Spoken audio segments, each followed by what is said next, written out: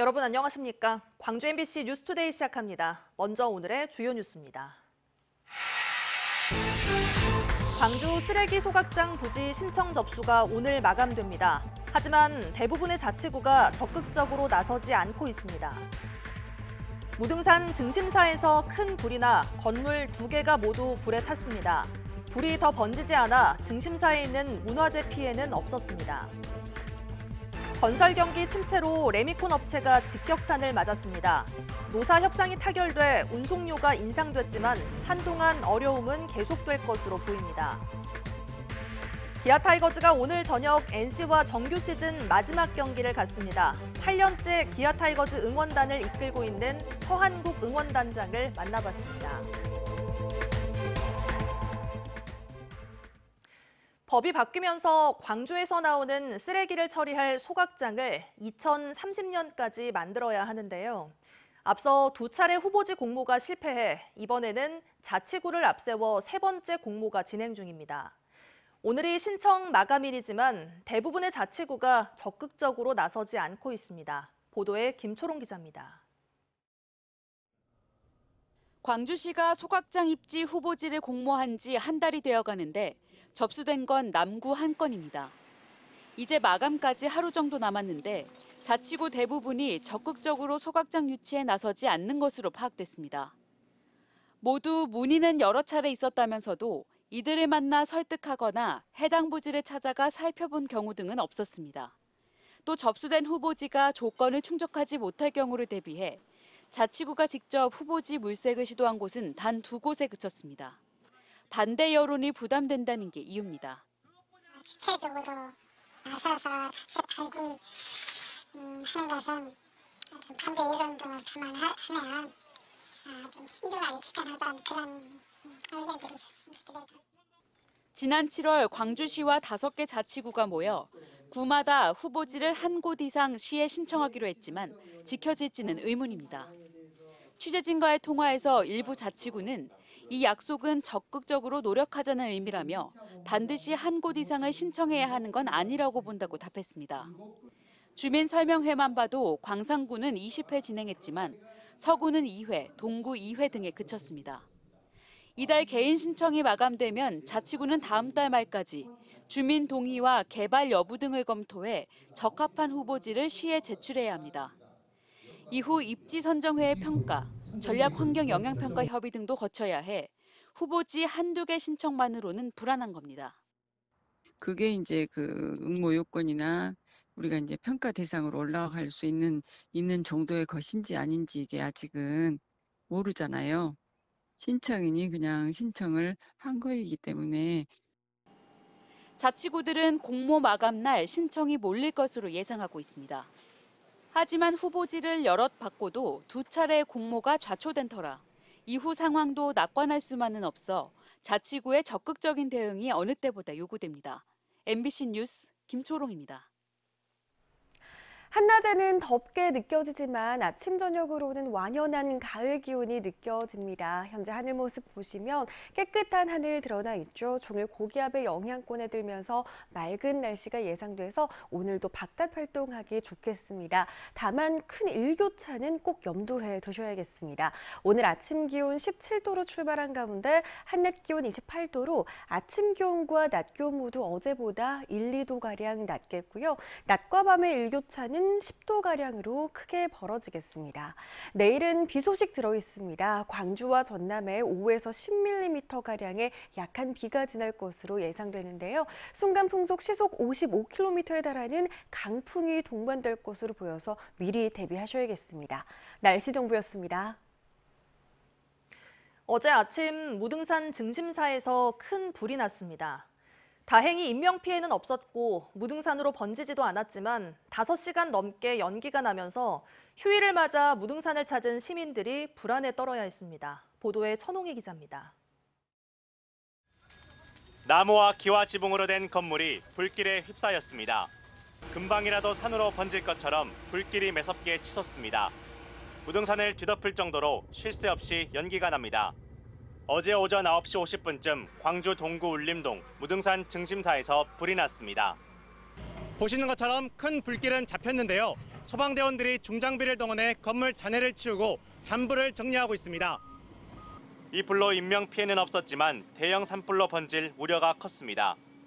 증심사가 산속에 있어 소방차 진입이 어려웠던 데다 불을 끄는 데 사용할 물이 부족해 멀리서 물을 끌어와야 했기 때문입니다.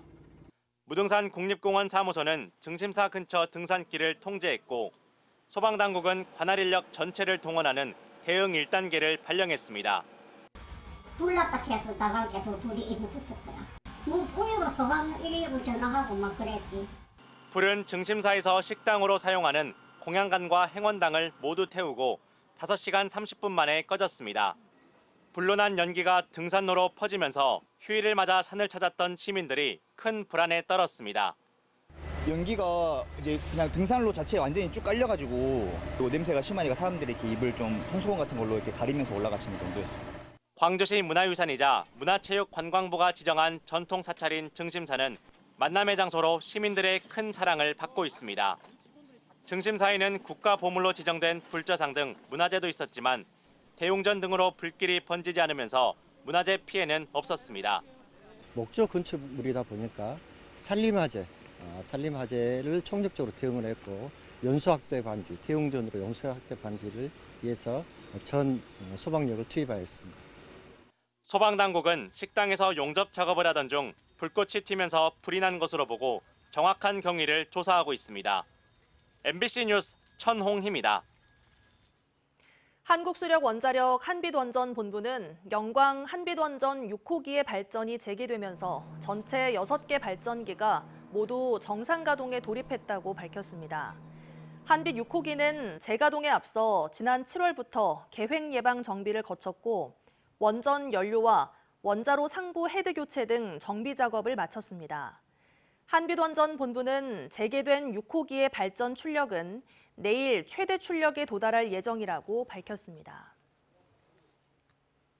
서울중앙지법 조민혁 판사는 사기 등의 혐의로 재판에 넘겨진 광주의 한 고등학교 전직 교사인 49살 김모 씨에게 징역 6년을 선고했습니다. 김 씨는 지난 2013년 자신이 중국어 교사로 재직 중인 광주의 한 사립고등학교 기간제 교사들에게 접근해 정교사로 채용될 수 있게 해주겠다고 속이는 수법으로 13명의 피해자에게 6억 7천만 원을 뜯어낸 혐의입니다. 이 돈을 도박으로 탕진한 김 씨는 2014년 수사가 시작되자 필리핀으로 도주했다가 지난해 7월 건강이 나빠지자 9년간의 도피 생활 끝에 귀국했고 재판에 넘겨졌습니다.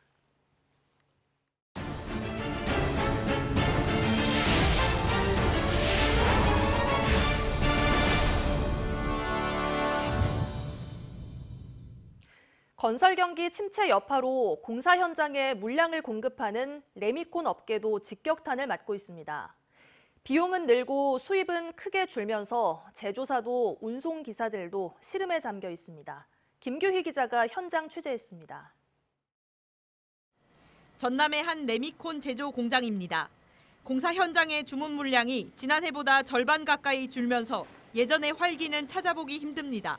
건설 경기 침체로 인해서 레미콘 물량이 저희 작년에 30%에서 40% 수준밖에 안 되다 보니까 회사 운영이 힘든 실정입니다. 실제로 대규모 레미콘 물량이 투입되는 신축 아파트의 경우 찾아보기 힘들 정도로 급감했습니다. 업계 불황 불똥은 운송기사들에게 고스란히 옮겨가고 있습니다. 한 250에서 300 정도 되는데 저희가 차 수리비, 차 보험료, 기타 등등 차에 들어간 비용을 빼면 월 100만 원에서 150을 가져가서 생활하기 너무 힘들다. 생계 유지조차 힘들다며 기사들은 운송료 인상 요구를 계속했고 석 달 만에 타결됐습니다.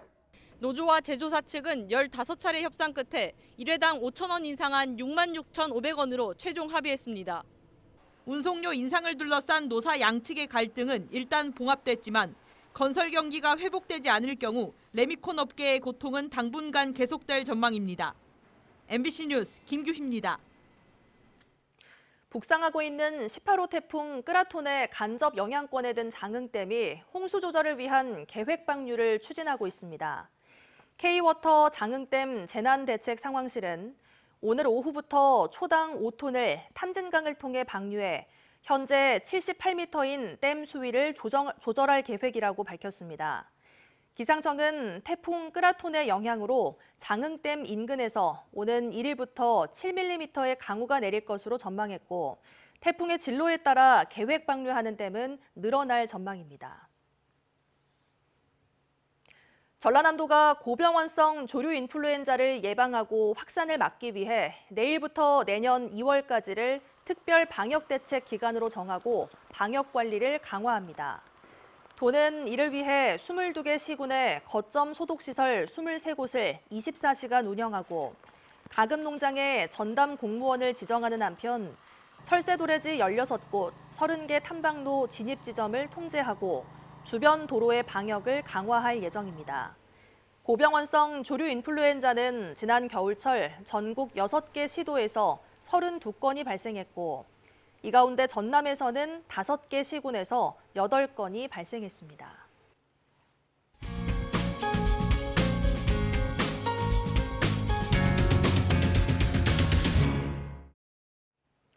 기아 타이거즈가 오늘 저녁 NC와의 홈 경기를 마지막으로 정규 시즌을 마무리합니다. 기아의 선전에는 숨은 영웅들이 많은데요. 오늘 인터뷰온에서는 8년째 기아 타이거즈 응원단을 이끌고 있는 서한국 응원단장을 만나봤습니다. 단장님 안녕하십니까? 네, 반갑습니다. 네, 우리 기아 타이거즈의 서한국 응원단장님. 네, 반갑습니다. 언제부터 기아 타이거즈의 응원단장을 하셨던 거예요? 제가 응원을 시작한 거는요, 한 2009년도쯤부터 응원을 시작하긴 했는데, 네. 응원단장으로서 이제 농구, 배구, 축구 이런 프로 스포츠 응원을 하다가 야구를 시작하게 된 거는 넥센 히어로즈라는 팀에서 일단 시작을 했다가 네. 2016년도에 기아 타이거즈에서 좋은 기회로 새롭게 네. 시작하게 되었습니다. 어렸을 때부터 처음 봤던 게 타이거즈였기 때문에 네. 꿈이었죠. 네, 그곳에서 함께 응원할 수 있게 돼서 영광으로 생각하고 있습니다. 빨간색도 잘 어울려요. 아, 감사합니다. 그래요.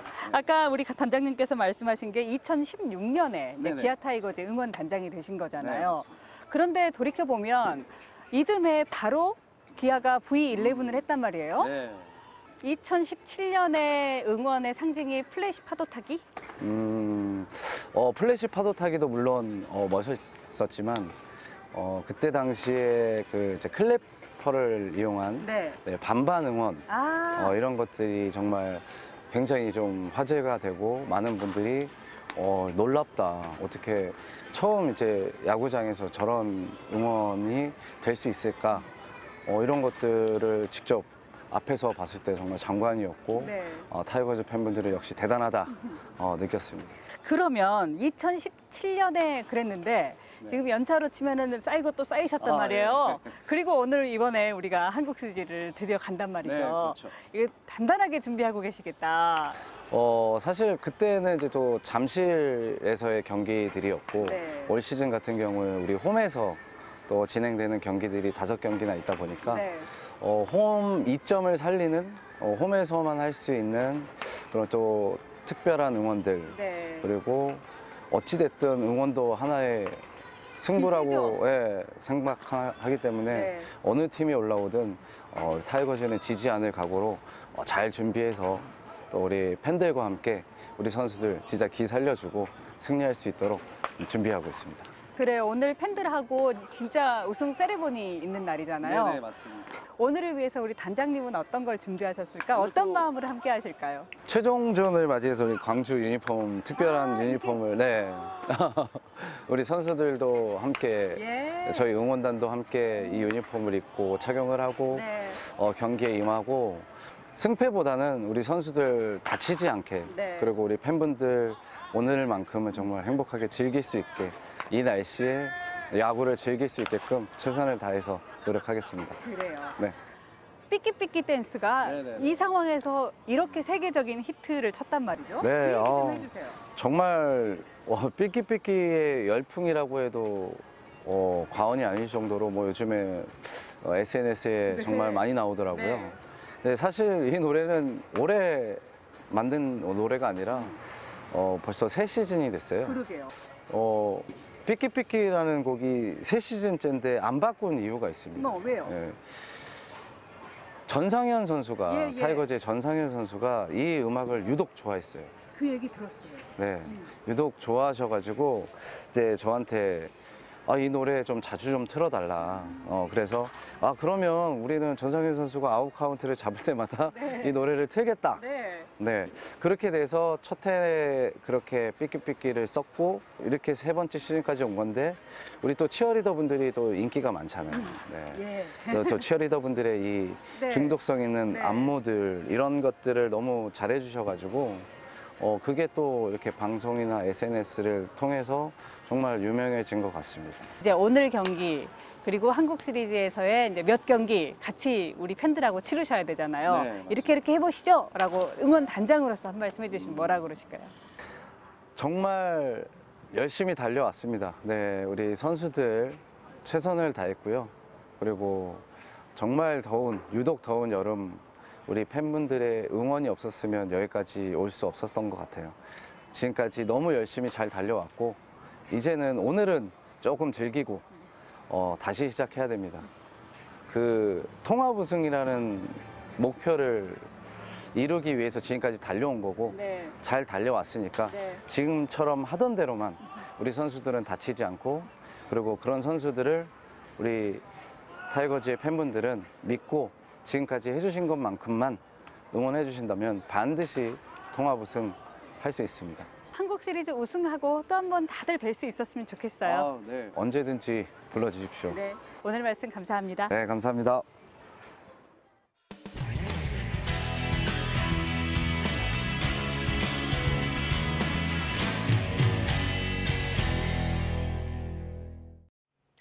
설악산에 길이 3.3km의 오색 케이블카 사업이 진행되고 있지만 환경 훼손과 예산 논란은 가라앉지 않고 있습니다. 양양군은 적법하게 사업을 진행하고 있다지만 일부 주민과 환경단체는 공무원을 고발하는 등 법적 투쟁을 이어가고 있습니다. MBC 강원영동 이준호 기자가 취재했습니다. 케이블카 중단하라는 대형 현수막이 양양군청 앞에 내걸렸습니다. 지난 6월부터 공사 일정이 시작된 설악산 케이블카 사업을 두고 환경단체와 양양 주민들이 반대 집회를 연 겁니다. 이들은 설악산의 해발 고도 1000m 이상에 분포하는 아고산대 희귀 생태계가 훼손된다며 케이블카 설치에 반대하는 한편 사업 수익성에도 의문을 나타냅니다. 이 때문에 지난 6월 주민 233명은 케이블카 사업의 주민감사를 청구했습니다. 하지만 강원도 주민감사심의위원회는 주민들의 요청을 받아들이지 않았습니다. 법원에서 유사한 쟁점을 다루는 행정소송이 이미 진행되고 있다는 이유 때문이었습니다. 그런데 최근 법원도 이 행정소송을 각하했습니다. 소송을 제기한 1,100여 명의 상당수를 차지하는 환경단체 회원들은 소송 자격이 없다는 겁니다. 또 사업 허가를 취소해달라는 주장도 이유가 없다고 밝혔습니다. 이에 대해 환경단체와 양양군의 일부 주민들은 법적 투쟁을 계속 이어나갈 계획입니다. 우선 행정소송의 청구인들은 항소 의사를 밝혔습니다. 지역 주민들은 주민감사 기각 이후 90일 안에 진행 가능한 주민소송을 제기할 예정입니다. 또 케이블카 사업의 재원 확보 계획을 거짓으로 발표했다라며 양양군 공무원들을 경찰에 고발했습니다. 사업 신청을 할 당시에 자금 조달 계획에는 국비가 0원이었습니다.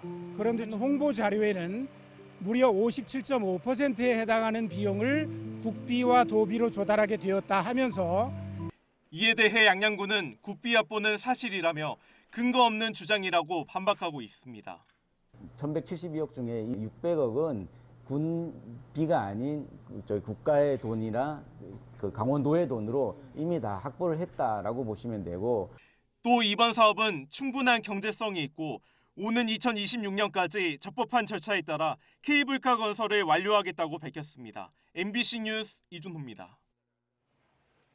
가축 재해보험에 가입하지 않은 소를 가입한 소로 속여 보험금을 타는 축산업자가 적발됐습니다. 귀표를 바꿔 붙이는 수법으로 수천만 원의 보험금을 타냈는데요. 한우 이력을 관리해야 하는 축협 직원까지도 사기에 가담한 것으로 드러났습니다. 전주문화방송 전재웅 기자입니다. 경찰이 한우 농가에 들이닥쳐 사무실을 수색합니다. 발견된 봉지 안에는 소 귀에 붙어 있어야 할 귀표가 수두룩하게 들어 있습니다. 사육장의 소들을 살펴보니 귀에 귀표를 부착한 흔적이 없습니다. 보험금을 타내기 위해 귀표를 새로 발급받은 뒤 따로 보관해 왔던 겁니다. 이거를 왜 이렇게 받았는지? 이거 보시면 귀가 떨어지는 거 알아요. 잘 떨어져요. 귀표는 소의 DNA 정보는 물론 백신 접종 여부, 도축 정보 등을 표시하는 개체 식별 번호가 적힌 인식표입니다. 갓 태어난 송아지에게 노란 귀표를 다는데 쉽게 뜯어지는 탓에 재발급을 받는 경우가 적지 않습니다. 칸막이에 걸려서 떨어졌는데 귀가 찢어져 버려요. 이걸 축협에 반납을 하고 축협에서 다시 와서 찍어주고. 원칙은 농가에서 재발급을 신청하면 축협 직원이 나와 직접 다는 방식. 하지만 군산의 한 농가는 귀표가 떨어졌다며 60장 넘는 귀표를 새로 발급받아 보험에 들지 않은 소 32마리를 처분하면서 이 귀표를 달았습니다. 해당 축산업자는 이렇게 귀표를 바꿔치기 하는 방식으로 보험금 3,400여만 원을 편취한 것으로 드러났습니다. 늙은 암소나 건강이 양호하지 않아 쉬이 죽을 수 있는 소를 집중적으로 사들여 보험 사기를 준비한 것으로도 전해졌습니다. 가축 재해보험 청구율이 급격히 높아진 점을 이상하다고 여긴 보험사가 수사를 의뢰하면서 덜미를 잡혔습니다. 이제 어렵다 보니까 잘못한 선택을 한 거죠. 할 말이 없는 것 같아요. 수사를 확대 중인 경찰은 전북에서만 22개 농가를 적발했는데 현장에 있어야 할 축협 직원이 동석하지 않은 경우가 수두룩하고 일부는 직접 나서 부정 청구를 도운 것으로 드러났습니다. 원 귀표가 분실돼서 재교부 받았을 경우에는 반드시 축협 직원이 현장에 진출해서 부착을 해줘야 됩니다. 그런데 사실 그런 것들이 잘 이루어지지 않는 경우. 한우 이력을 관리해야 하는 축협 직원까지 적극 가담하며 축산 이력제의 허점이 드러난 겁니다. 농림축산식품부는 보험 사기가 의심되는 사례를 긴급 모니터링하는 등 대책 마련에 나서기로 했습니다. MBC 뉴스 전재웅입니다. 청주 출신의 인기 영화배우 유해진이 21년 만에 연극 무대로 돌아옵니다. 대학로가 아닌 청주의 연극 무대를 선택했는데 그 이유를 물었더니 청주가 자신의 뿌리이자 고향이라고 답했습니다. MBC 충북 이지현 기자의 보도입니다. 청주의 한 소극장, 160석 규모의 작은 무대 위 배우들이 집중합니다. 대사를 주고받고 동선과 합을 맞춥니다. 또랑에 빠져서 죽을 뻔했어요. 연극 1세대 최고 흥행작으로 불리는 희곡 10개의 인디언 인형. 외딴 섬에서 발생한 연쇄 살인 사건을 다룬 추리극입니다. 청주를 대표하는 극단 청년극장이 16년 만에 다시 올리는 무대인데 배우 유해진이 용의자 중 한 명인 의사 암스트롱 역할을 맡았습니다. 유해진이 연극 무대에 서는 건 지난 2003년 대학로 공연 이후 21년 만입니다. 늘 그 무대는 그리우면서 되게 약간 두려운 공간이에요. 무대를 정말 오래간만에 쓰다 보니까 진짜 많이 긴장이 되는 것 같아요. 유명 영화 배우가 대학로가 아닌 청주의 연극 무대를 선택한 건 긴 인연 때문입니다. 태어나 학창 시절을 보내고 처음 연기를 시작한 곳 모두 청주입니다. 당시 소속 극단이 40주년을 맞아 무대를 올리자 30년 만에 극단 복귀를 결정했습니다. 특별 대우 없이 극단 사정에 맞춘 출연료를 먼저 제안하고 한 달간 청주살이를 하면서 공들이고 있습니다. 저한테 뿌리이고 고향이고 그렇죠. 만약에 청년극장에서 그 연기를 시작하지 않았다면 지금 저는 없죠. 저는 그 참여하는 그게 더 의미가 더 크기 때문에 그냥 짬밥대로 줘라. 예. 유해진을 키운 극단이 올리는 또 다른 무대도 다음 달 함께 마련됐습니다. 새 친구인 완해와 자룡, 다해가 인생의 고갯길을 넘어 황혼에 다시 만나 생긴 일을 다룬 언덕을 넘어서 가자입니다. 객석을 바라볼 때에 객석에 붕 뜨는 느낌이 들 정도로 그렇게 호응이 좋았던 작품이에요. 그래서 이제 다시 한번 관객들과 그런 즐거움을, 감동을 좀 나누자라고 하는 생각에서 선정을 했고.